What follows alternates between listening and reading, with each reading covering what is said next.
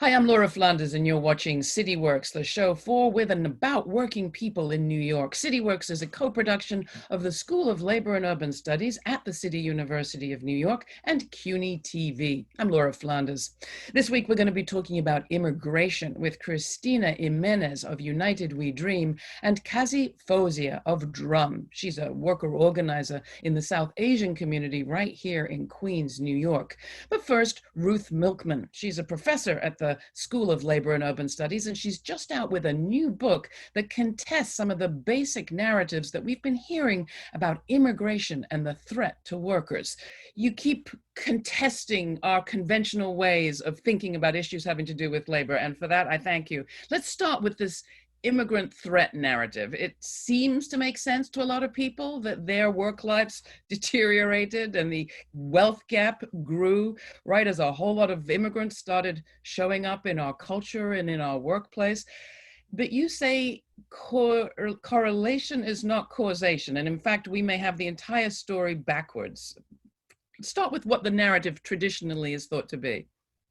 Okay, so the standard narrative, which we've heard a lot of from various elected politicians, including the president in recent years, is that immigrants take jobs away from Americans. They bring crime to the United States that wouldn't otherwise be present. And they cost a lot of money in terms of healthcare, welfare, and so on. That's the standard conservative narrative. I would call it an immigrant narrative. And it's true, as you mentioned, that a lot of the ways in which the lives of US-born workers have changed in recent years occurred at the same time as immigrants arrived in this country in large numbers since the 1970s, basically. Immigration law changed in 1965, and it took a little while, but starting in the 70s, you start to see large numbers of new arrivals from Latin America, Asia, and so on. And in that same period, real wages for US-born workers, actually for all workers, began to decline. Real wages means controlling for inflation. We started to see large numbers of factory closings, unions declining, inequality skyrocketing, and so on. All those things did happen, and the economic situation of US-born workers has in fact deteriorated in that same period. But what I argue in the book is that employers, not immigrants, are responsible for those changes. So what about deunionization? Because that's the other big piece of people's lives that seems to have changed.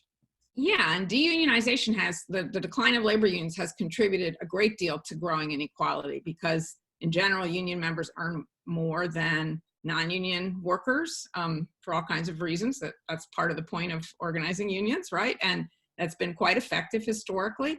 But starting in the 70s, and especially in the 80s after the famous strike of the nation's air controllers, when President Reagan fired them all en masse after they went on strike in 1981, that's usually seen as the big turning point. It actually starts a little earlier, but in any case, employers kind of go on the rampage to try to eliminate unions or to weaken them or to prevent them from rising up in new workplaces in that period. And that does lead to declines in wages, the evaporation of pensions, for example, which I think many viewers will know firsthand, worse or no healthcare benefits tied to those jobs. And that happens in a lot of place-bound industries, not manufacturing. It happens too, but the manufacturing, the main problem is the jobs are disappearing. In other industries, there's plenty of jobs. Think of construction, for example, which actually booms in the 1980s and more recently too, until the 2008 crash anyway. Lots of jobs, but those jobs are increasingly non-union jobs. And that is a more complex story because in that industry, construction, there are a lot of immigrant workers in the non-union sector.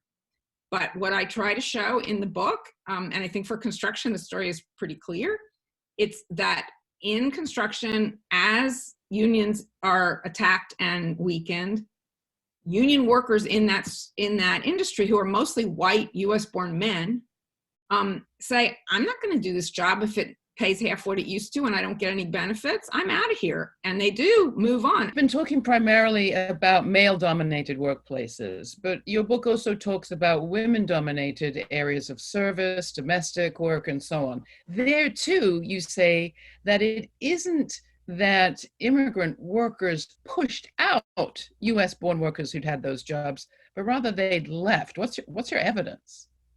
Well, that's a great, I'm so glad you brought that up, because the story is quite different for women workers, because women were never really fully included in the good jobs boom that existed in the post-World War II years. They were always somewhat marginal. We all know about the gender gap in pay and so on. And that was especially true for women of color. African-American women were the main group of women of color prior to the new immigration starting, starts in the 70s. So what else happened in this period? In the 1960s, we all know very well, there was a major civil rights movement, and that actually won path-breaking legislation to prohibit race discrimination in employment. The Civil Rights Act did that with Title VII in 1964. There was also an Equal Pay Act, which was less effective the year before, that was supposed to guarantee equal pay for equal work on the basis of sex. So all these changes are occurring in this period just prior to the arrival of a lot of new immigrants. And for African-American women in particular, who were the overwhelming majority at that time of paid domestic workers, I mean by that, housekeepers, nannies, elder care workers, people like that, that was mostly an African-American female job.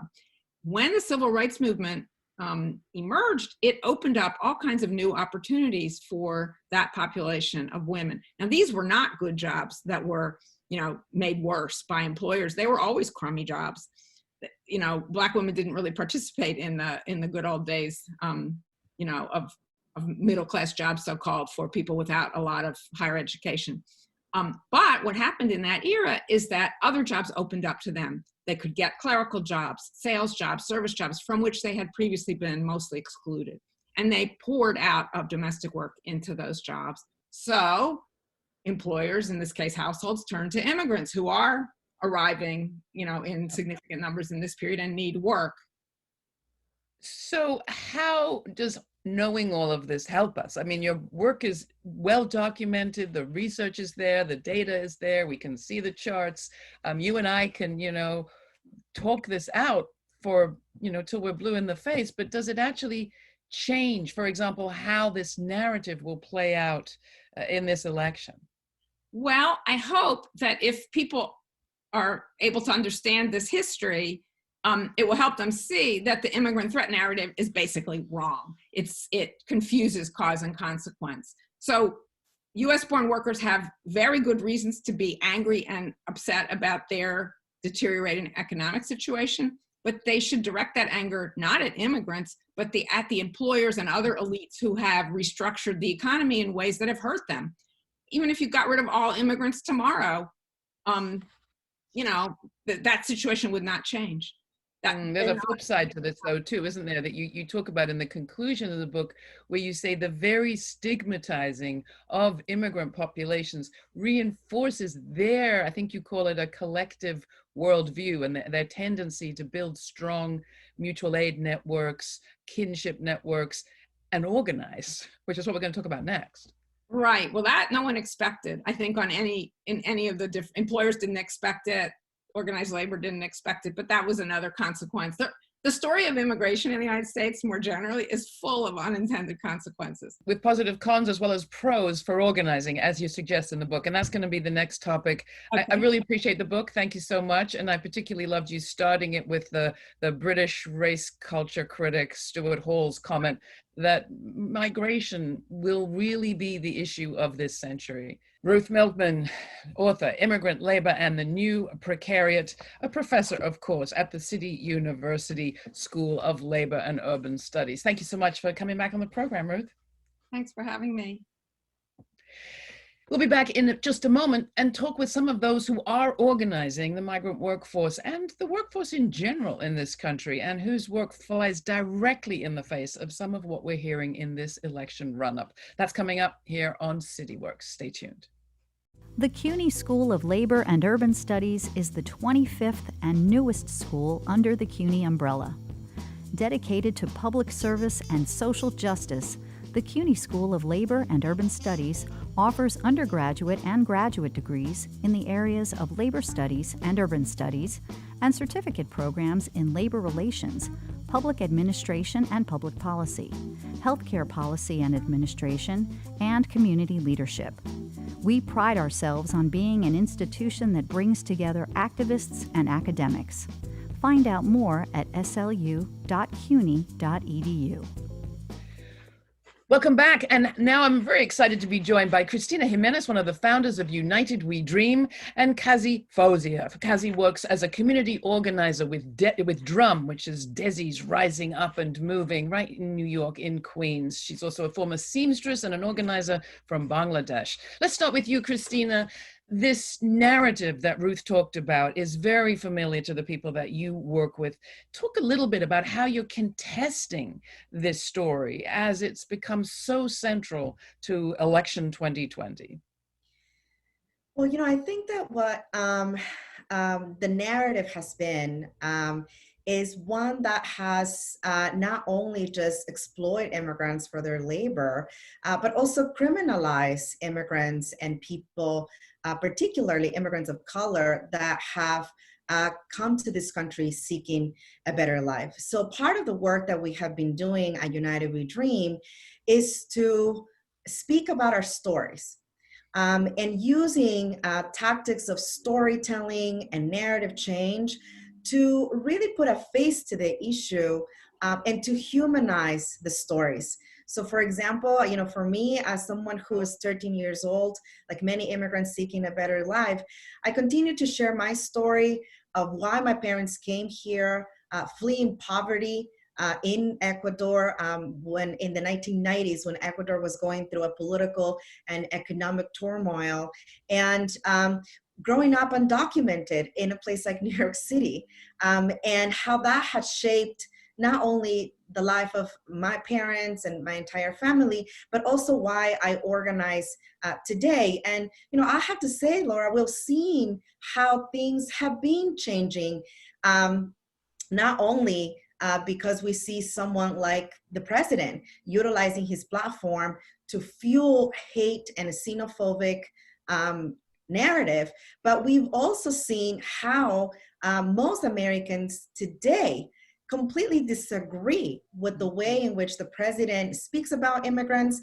They actually agree on protecting immigrants from deportation, and have now more increasingly supported policies that will stop deportation. So that's some of the work that we've been doing on narrative change. Thank you. And let me come to you, Kazi Fauzia. You work on the ground, talking to people in your community and outside it. Do you have any examples you could share perhaps of how you were able to contest some of these conventional notions that are also held within communities themselves, sometimes migrant communities? When I came this country as an undocumented immigrant, I found a seamstress job in Jackson Heights. As an undocumented immigrant, I'm the witness and also suffer how undocumented immigrant treated in this country, how dehumanized, like a unjust way people treat us, like we are not even human. So that's the reason I joined DRUM, and DRUM, the organization who built actually working class immigrant power in this country, and documented, undocumented doesn't matter. But see, when you talk about the election, the same time something going is very, very important. You see the Census 2020. Yes. The citizenship quotient, the primary time this administration add, because they want to create more fear and more something. So we scared, so we don't want to be part of the census. And census is very important for us because this is something they want to de-empower our power. Depopulation means de-empower our power. So we fight a lot to get our citizenship quotient. When finally we done, then COVID-19 came. And now we are struggling same time to see the election fear mongering stuff in the community, how they are fearful. If Trump came again, what will we do? And another side is we are struggling to count our people. It's like I do every single day outreach in the state. As a 501c, we are not able to talk about election, but when we ask people to census, they talk about election. They talk about, oh, you people are doing voter registration. People have so much fear. If this administration come back again, what will be happen? Yeah. The question always, what will be happen? And same time, people are so fearful count themselves. They think if I count, probably they have my address. Like so just to underscore one more time, the administration lost in the courts. It was not allowed for them to include that citizenship question on the census. People can fill out the census, right? They can answer those questions. But everything you're saying, Kazi, speaks to one of the phenomena that Ruth doesn't talk about in the book, but runs in the same way that so many of the sort of myths do that she writes about. And that's the one about fear of disease. Trump talks about the wall, border security as national security. And sure, he talks about crime and violence and gangs, but he's also increasingly talking about disease and COVID-19 at the same time as he's making sure that immigrants are denied access to healthcare, to benefits. They were denied any of the COVID relief package. How is that playing out, Cristina? And how are you addressing that horrible perfect storm of facts?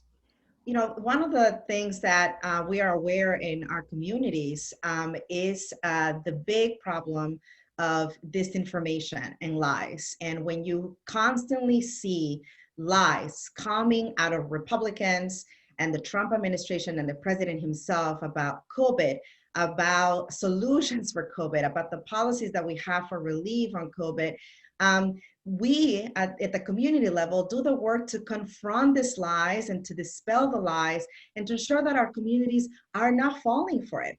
And you know, what we are seeing across the country, even though because of COVID, we cannot speak to people door to door or face to face, as we're making phone calls to reach out to voters.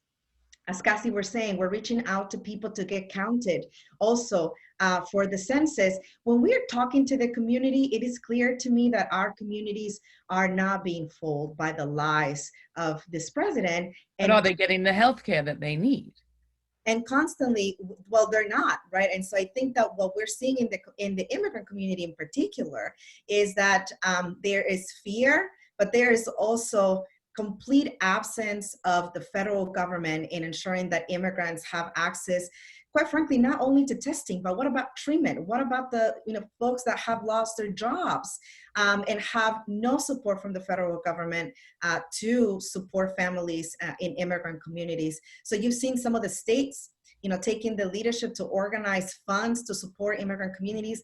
Immigrant communities are self-organizing with mutual funds, but it is definitely terrible, the situation that we are seeing in terms of the lack of leadership from this administration, which is why we're using the pain in our communities to really have conversations about the stakes in this election and why we are engaging our communities in registering to vote and coming out to vote this November. So this agenda of anti-immigrant hate is defeated. The flip side of what Ruth was talking about is the capacity of migrant populations and communities to organize and to somehow survive in these times and continue providing services and doing work that's needed in communities. Out of that, do you see organizing strategies and survival strategies that perhaps we're all going to need, no matter who's in the White House going forward? Because certainly shift of personnel in the White House alone is not going to solve these problems. But first you, Kazi, is there a story that sort of stiffens your spine as you do this work? So I can say only one word. The 2010 census, I'm here as an undocumented immigrant and out of count because my landlord not allow me to count because I'm undocumented. But this 2020 census, I'm the part of the organizing, and I saw how much people came up in the street, still COVID fear, how much people knocking other people door, how much people came up street with the masks and the resources and the food, offer people, please count it, I'm going to give you PPE, I'm going to give you food, but count it.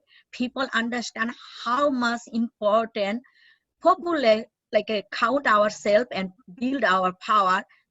They realize the necessity of the organizing and necessity of the counting and the federal money and run city better, like everything. Well, that is a great example, because right, census count determines how many resources come to a district, come to the city, not to and how we can specific people, protect, not to specific streets, but to an entire district and to the state and to the city. So Cristina, that goes to the other point of, are there organizing techniques that immigrant populations and migrants are using in this time to survive that you could see us possibly benefiting from as a country as a whole going forward?